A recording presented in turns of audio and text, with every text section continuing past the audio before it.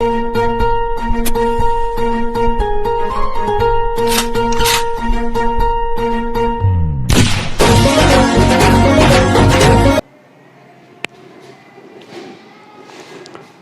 को good morning, good afternoon, नमस्कार, सत श्री अकाल, अस्सलाम वालेकुम। तो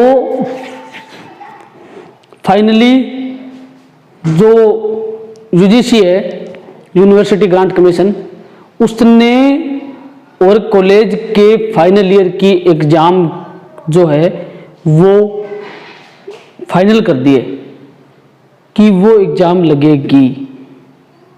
आया समझ में? नीट आईआईटी की भी फाइनल कर दिए कि वो एग्जाम भी लगेगी। अब जिन बच्चों के मन में ये वहम है कि डायरेक्ट 12th पास करवा देंगे ना, 2 मिनट का समय लूंगा आपका, फिर स्टार्ट करूंगा वीडियो 12th साइंस वालों का, कि अभी जो बच्चे फिलहाल इस वीडियो को देख रहे हैं वो बच्चे ध्यान से सुने एक बात को कि 2 मिनट आप सोच के देखो, अपने दिमाग में ये बात ला के देखो कि यदि गवर्नमेंट ने ऐसा कोई नियम कर दिया कि मई में या अप्रैल में 12th 2021 मतलब बोर्ड एग्जाम 2021 है वो लगेगी, तब आप क्या करोगे? इससे अच्छा तो यही है कि ऑनलाइन स्टडी करके ऑनलाइन प्लेटफॉर्म के ऊपर सब कुछ रेडी रखो, पहले से ही उस सिचुएशन को हैंडल करने के लिए एकदम से तैयार रहो। ठीक है, किसी का कुछ नहीं बिगड़ेगा, भविष्य आपका खराब होगा और किसी का कुछ नहीं बिगड़ेगा, आपके मन में ये होगा। जो पढ़ने वाले बच्चे हैं वो तो ऑनलाइन पढ़ रहे हैं, लेकिन जो मीडियम साइज के बच्चे हैं जो सोच रहे हैं कि स्कूल खुलेगी तब देखेंगे, स्कूल खुलेगी तब देखेंगे, कुछ नहीं देखना है भाई साहब। 9 सितंबर से कॉलेज की ऑनलाइन क्लासेज स्टार्ट होंगी। राजस्थान सरकार ने या मतलब जो भी गवर्नमेंट है सभी ने, ये केंद्र सरकार ने ये गाइडलाइन जारी कर दी है कि 9 सितंबर से कॉलेज की ऑनलाइन क्लासेज शुरू करो। क्यों? क्योंकि उनको पता है कि जो बच्चे हैं वो तो नहीं पढ़ सकते 10वीं क्लास, 8वीं क्लास, 7वीं क्लास के, लेकिन कॉलेज के स्टूडेंट जो हैं वो आराम से ऑनलाइन स्टडी कर सकते हैं, वो समझदार होते हैं। ठीक है, तो आपका भी इसी में भला है कि ऑनलाइन क्लासेज के लिए स्ट्रिक्ट हो जाओ, अभी से पढ़ना स्टार्ट कर दो। जिस दिन एग्जाम लगेगी उस दिन दिमाग में सिर्फ एक ही बात रहेगी कि काश मैं उस टाइम पढ़ लेता या काश मैं उस टाइम ऑनलाइन क्लासेज को अटेंड कर लेता। इसके अलावा आपके पास और कोई ऑप्शन नहीं रहेगा उस टाइम। सिर्फ सोच के और मतलब अपना दिमाग खराब करोगे, और जो बच्चे पढ़ रहे हैं वो आगे निकल जाएंगे। ये 100% सत्य है।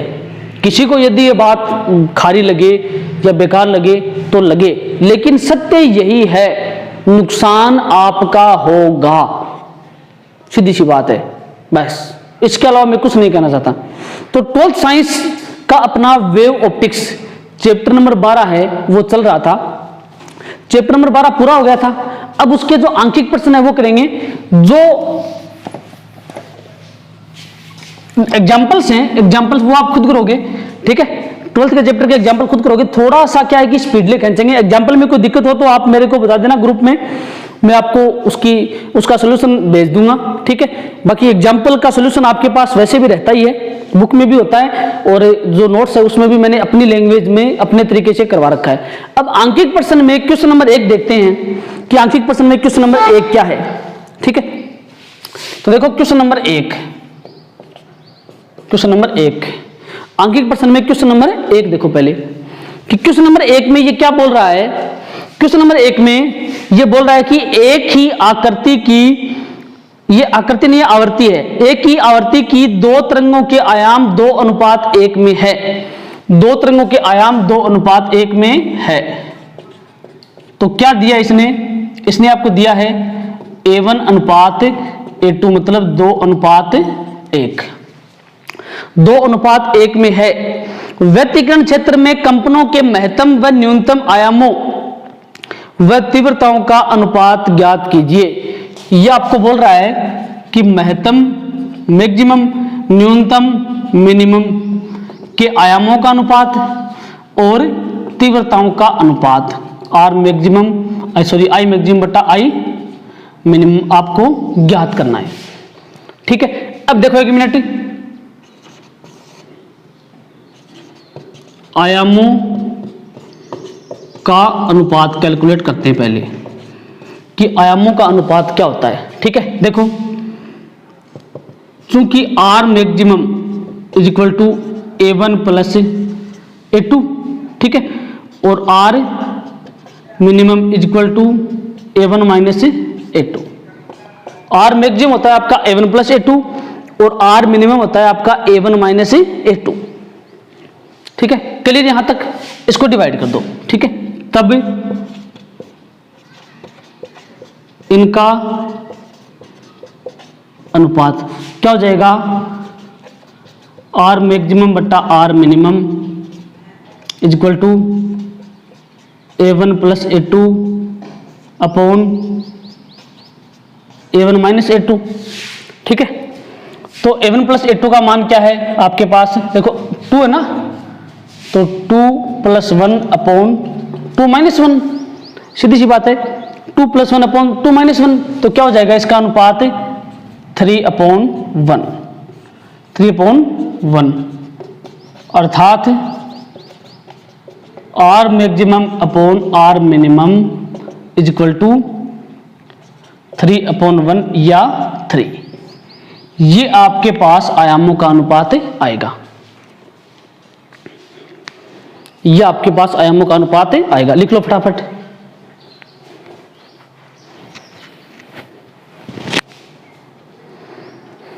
फटाफट लिख लो इसको। ठीक है, यदि दिक्कत हो तो वीडियो को पॉज करके उसके बाद में आप लिख सकते हो। ठीक है ना, क्योंकि ये ऑनलाइन लेक्चर नहीं है, अपलोडेड वीडियो है, तो अपलोडेड वीडियो में मुझे भी वीडियो को शूट करने में टाइम लगता है। ठीक है, चलो अब आर मैक्सिमम तो आर मिनिमम तो आपने कर लिया, अब आई मैक्सिमम और आई मिनिमम और कर लेते हैं। ठीक है, देखो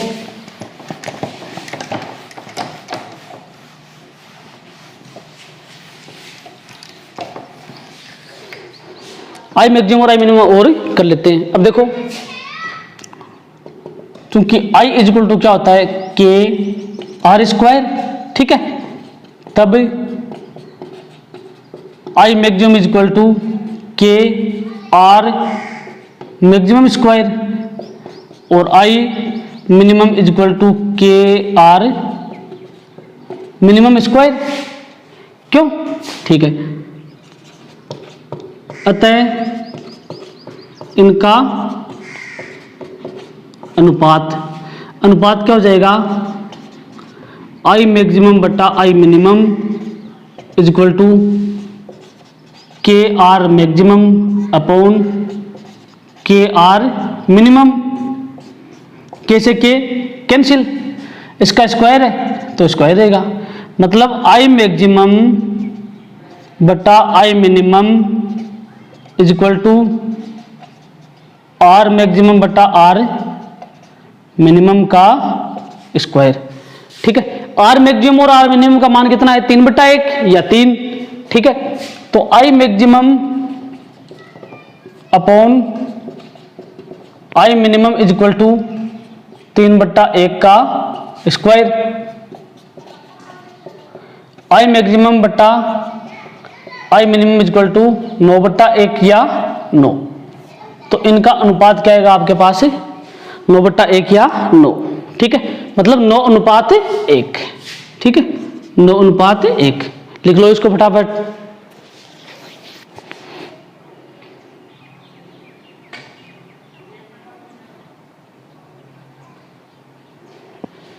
क्वेश्चन नंबर 2 की बात करते हैं। ठीक है, क्वेश्चन नंबर 2।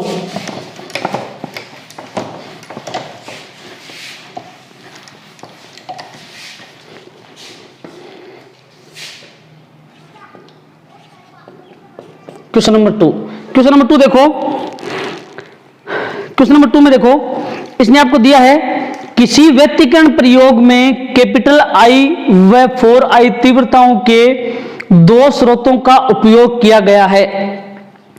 उन बिंदुओं पर तीव्रता ज्ञात कीजिए जहां पर अध्यारोपण करती हुई दोनों स्रोतों से तरंगों के मध्य कालांतर 0 हो, π/2 हो और पाई हो। ठीक है, तो क्या दिया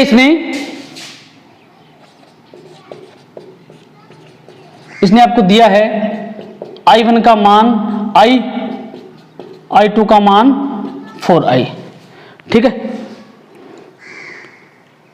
उन बिंदुओं पर तीव्रता ज्ञात कीजिए जहां अध्यारोपण करती हुई दोनों तरंगों के मध्य कलांतर का मान शून्य हो। मतलब I आपको IR जो रिजल्टेंट है वो ज्ञात करना है। देखो चूंकि I equal to IR equal to क्या होता है, I1 plus I2 plus under root I1 I2 cos theta. ठीक है, कोस थीटा या कोस फाई जो भी आपने माना था।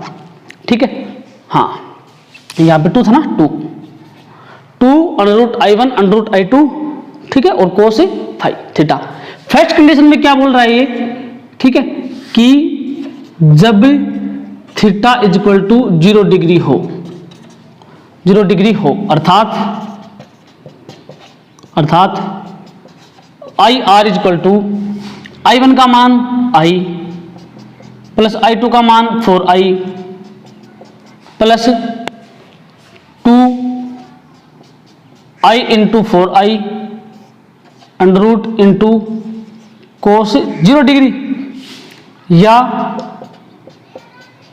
IR equal to 5i plus 2 into 4i square under root, क्यों 4i square under root into 0, cos 0 का मान 1 होता है। सॉरी मैंने साइन समझ लिया इसको, ये साइन नहीं है, ये कोस 0 की वैल्यू 1 होती है। ठीक है, तो IR इक्वल टू, अब आप बोलोगे सर यहाँ आपने I की जगह IR क्यों लिया है। I की जगह मैंने IR ये लिया है कि 4i में या I इसमें जो I है ये तो I1 I2 की वैल्यू है, और ये जो I है ये रिजल्टेंट इंटेंसिटी है, परिणामी तरंग की तीव्रता या परिणामी तीव्रता है। तो इसमें और इसमें अंतर अपने आप हो गया। यदि मैं यहाँ पे IR नहीं लिखूंगा तो I से I को आप कैंसिल कर दोगे, इसलिए मैंने इस I को IR मान लिया। ठीक है, ये I अलग है और ये दोनों I अलग है। ठीक है, तो ये क्या हो जाएगा 5i प्लस 2 इंटू 2i, क्यों 4 का अंडर रूट क्या होगा 2 और I स्क्वायर का अंडर रूट I हो जाएगा। ठीक है, तो ये कितना हो गया 9i, तो IR इक्वल टू क्या हो जाएगा, IR equal to 9i, IR equal to 9i। Question number 2 हो गया, लिख लो फटाफट। 2 में फर्स्ट पार्ट है जब थीटा बराबर 0 डिग्री हो, थीटा बराबर 0 डिग्री हो। ठीक है, सेकंड पार्ट में देखो, सेकंड पार्ट में जब थीटा बराबर π/2 हो, ये बोल रहा है π/2 हो, तो इस सिचुएशन में IR इक्वल टू क्या हो जाएगा, I plus 4i plus 2 under root I into 4i into cos π/2, theta की जगह π/2। ठीक है, तो IR की वैल्यू क्या रहेगी आपके पास 5i प्लस 2 इंटू 0, क्यों टोटल क्या हो जाएगा cos π/2 की वैल्यू क्या है 0, तो ये पूरा पद जो है ये क्या हो जाएगा आपका 0। ठीक है, तो 2 into 4i square under root into 0, ये पूरा पद क्या हो जाएगा 0, तो IR की वैल्यू क्या आएगी 5i। ये सेकंड सिचुएशन में IR की वैल्यू ये रहेगी, लिखो इसको।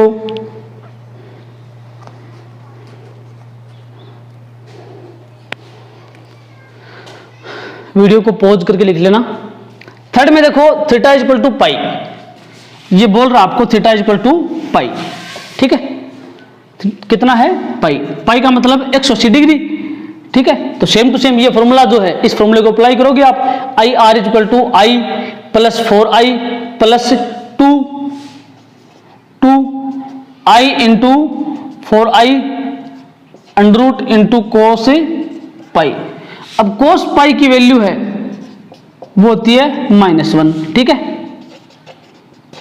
अर्थात IR equal to 5i plus 2 into 4i square under root into -1। ठीक है, तो IR इक्वल टू, ध्यान से देखना ये फर्स्ट वाले की है, ठीक है ना, थर्ड वाला जो है उसके नहीं है, ये थर्ड पार्ट चल रहा है अपना। तो I equal to 5i plus 2 into 4i square into -1। ठीक है। तो I R is equal to 5i plus 2 into 2i minus 1, 2 into 2i into minus 1।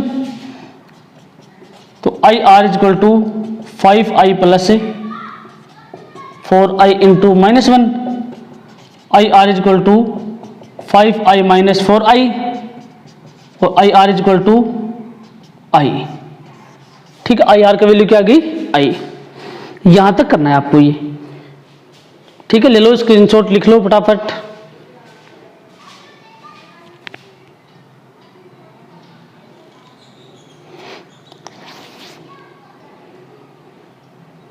Question number 3, question number 3 देखो।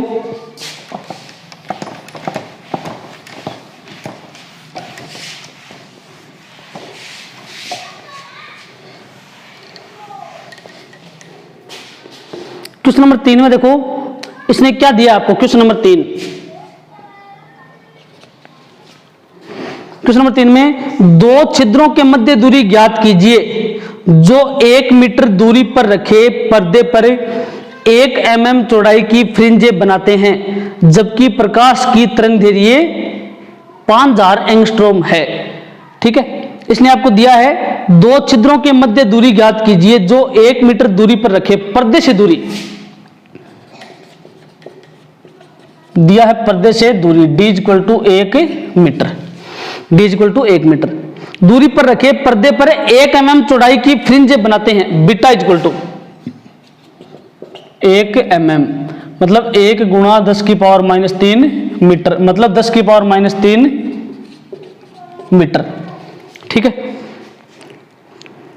1 mm चौड़ाई की फ्रिंजें बनाते हैं, जबकि प्रकाश की तरंगदैर्घ्य 5000 एंगस्ट्रॉम है। लेमडा की वैल्यू इसने आपको दी है 5000 एंगस्ट्रॉम, 5 गुणा 10 की पावर 3 इंटू 10 की पावर माइनस 10 मीटर। क्यों? क्योंकि 1 एंगस्ट्रॉम इज इक्वल टू 10 की पावर माइनस 10 मीटर होता है।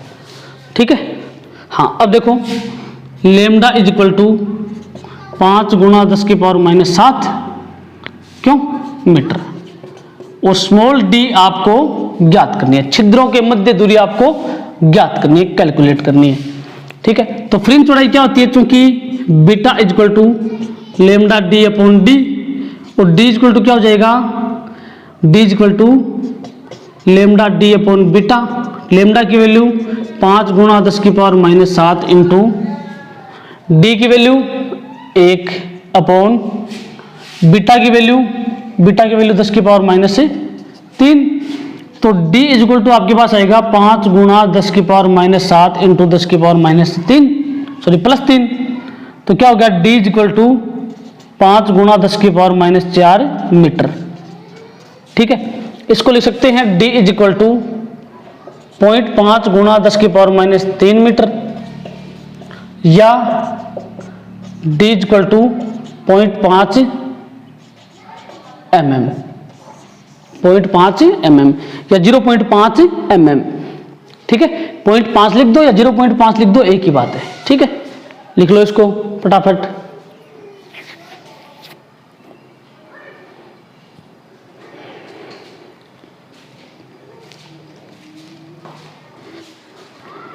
क्वेश्चन नंबर 4 में आओ फटाफट। क्वेश्चन नंबर 4,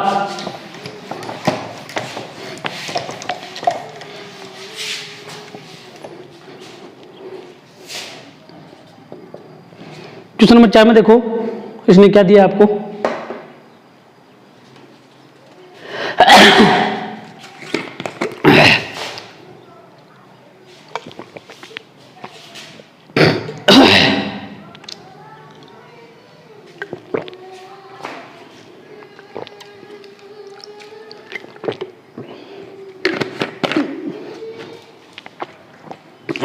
देखो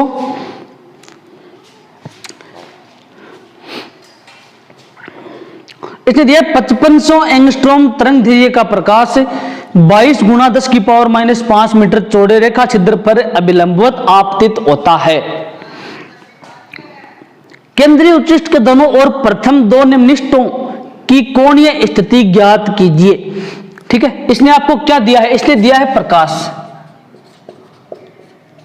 दिया है प्रकाश की तरंग lambda equal to 5500 angstrom, 5500 angstrom, 5500 गुणा 10 की पावर माइनस 10 मीटर, मतलब लैम्डा इक्वल टू 55 गुणा 10 की पावर माइनस 8 मीटर। ठीक है, 55 गुणा 10 की पावर माइनस 8 मीटर। तरंग दैर्घ्य का प्रकाश 22 गुणा 10 की पावर माइनस 5 मीटर चौड़े रेखा छिद्र पर आपतित होता है। डी इक्वल टू 22 गुणा 10 की पावर माइनस 4 मीटर। ठीक है, आपको ज्ञात करना है θ1 और θ2, निम्नलिखित की स्थिति आपको ज्ञात करनी है। 22 गुणा 10 की पावर माइनस 5। ठीक है, क्या दिया है देखो इसने। ठीक है, फर्स्ट ज्ञात करेंगे आप प्रथम निम्नलिखित की स्थिति क्या है, θ1 equal to lambda upon D या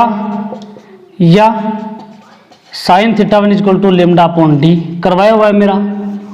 θ1 लिखो या साइन θ1 लिखो। ठीक है, तो क्या हो जाएगा, साइन θ1 इक्वल टू लैम्डा का मान 55 गुणा 10 की पावर माइनस 8 अपॉन 22 गुणा 10 की पावर माइनस 5। ठीक है, 55 गुणा 10 की पावर माइनस 8 इंटू 22 गुणा 10 की पावर माइनस 5, -5 सेंटीमीटर है भैया, ध्यान रखना सेंटीमीटर है। ठीक है, -5 सेंटीमीटर है, मीटर नहीं है, तो ये 22 गुणा 10 की पावर माइनस 7 मीटर हो जाएगा। ठीक है, 1 सेंटीमीटर में 10 की पावर माइनस 2 मीटर होते हैं। ठीक है, पता ना सेंटीमीटर को मीटर में कैसे कन्वर्ट करते हैं, तो गुणा 10 की पावर माइनस 2। ठीक है, अब आपके पास साइन θ1 की वैल्यू आएगी 55/22 गुणा 10 की पावर माइनस 8 इंटू 10 की पावर 7। ठीक है, इंटू 10 की पावर 7। ठीक है, ये वैल्यू आपके पास आएगी। अब देखो साइन θ1 इक्वल टू 55 गुणा 10 की पावर माइनस 1 अपॉन 22 या sine θ1 equal to 0.25 approximate value है ये। ठीक है ना, हाँ, 11 दूनी 22, 11 पंजे 55। ठीक है ना, 2 को डिवाइड, 2 को इसे 5 से करोगे ना तो ये उत्तर आएगा आपके पास। ठीक है, हाँ, तो चलो इसके आगे θ1 इक्वल टू क्या हो जाएगा, साइन इनवर्स 0.25 रेडियन, 0.25 रेडियन। और θ1 की वैल्यू लिखोगे तो θ1 की वैल्यू क्या आएगी आपके पास 0.25। ठीक है ना, θ1 की वैल्यू क्या आएगी 0.25। ठीक है, ये प्रथम निम्नलिखित की स्थिति है। ठीक है, अब द्वितीय निम्नलिखित की स्थिति ज्ञात करते हैं। वीडियो को पॉज करके लिख लेना आराम से। द्वितीय निम्नलिखित की स्थिति, उसमें क्या हो जाएगा, साइन θ2, उसमें क्या हो जाएगा sine θ2 equal to lambda upon D. तो साइन θ2 इक्वल टू 2 इंटू 55 गुणा 10 की पावर माइनस 8 अपॉन 22 गुणा 10 की पावर माइनस 7। सीधी सी बात है। ठीक है, तो इसका उत्तर आएगा आपके पास 0.50। सीधी सी बात है, इसमें कोई दिक्कत नहीं है। ये लो, ठीक है, 2 से 2 कैंसिल, तो साइन θ2 इक्वल टू 0.50 और θ2 equal to sine inverse 0.50 radian. ठीक है, मतलब θ2 equal to sine inverse 0.50 radian. ठीक है, लिख लो फटाफट क्वेश्चन नंबर 4।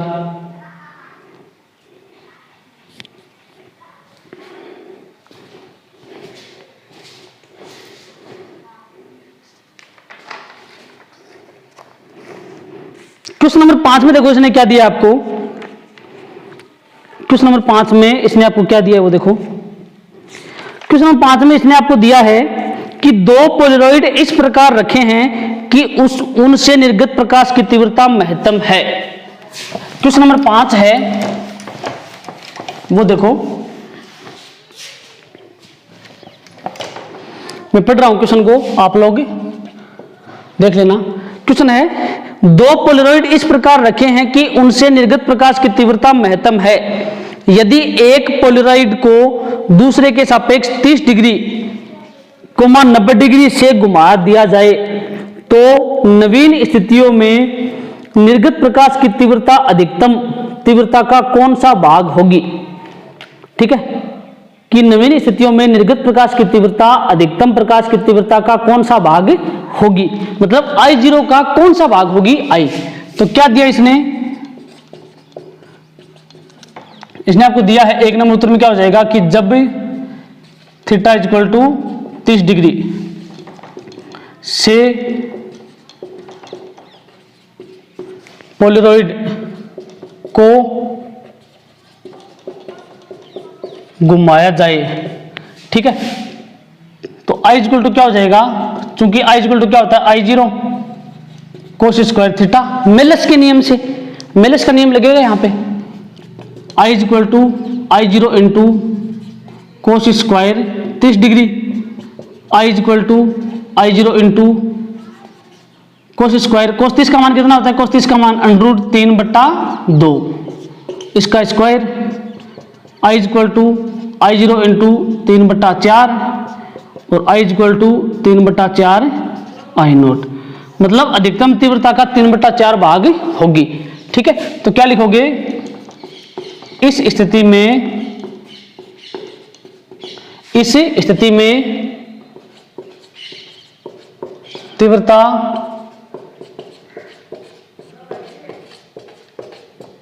अधिकतम तीव्रता का 3/4 भाग होगी। क्या होगी, 3/4 भाग होगी। ठीक है, लिखो सभी स्टूडेंट्स।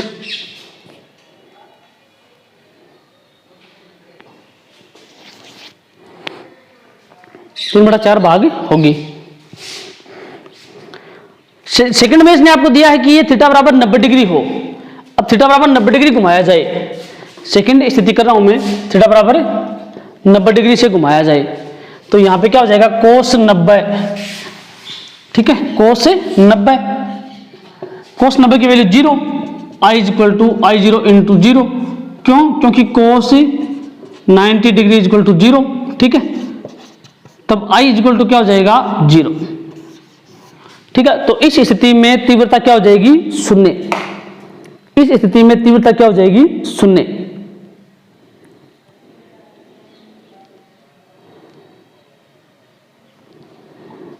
ठीक है, क्वेश्चन नंबर 6 और 7 बस 2 क्वेश्चन और लास्ट, फिर आंकिक प्रश्न इस चैप्टर के कंप्लीट हो जाएंगे आपके। क्वेश्चन नंबर 6 देखो, ये एग्जाम्पल भी है, पीछे एग्जाम्पल भी है, इसलिए आपको यही करवा देता हूं मैं।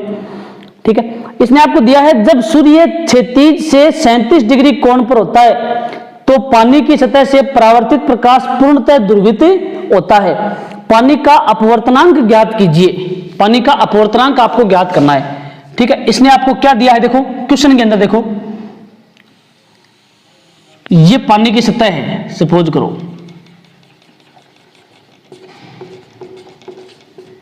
पानी की सतह है, यहां पर कोई सूर्य है, ये अपना प्रकाश आपतित कर रहा है इसके ऊपर 37 डिग्री कोण के ऊपर, 37 डिग्री कोण के ऊपर। ठीक है, यहां से प्रकाश पूर्णतः ध्रुवित हो गया, परावर्तित प्रकाश ध्रुवित हो गया, ये परावर्तित प्रकाश है। ठीक है, ये क्या हो गया, पूर्णतः ध्रुवित हो गया। ठीक है, बीच में आपका विलंब होता ही है। ठीक है, तो ये कौन होता है आपका IP।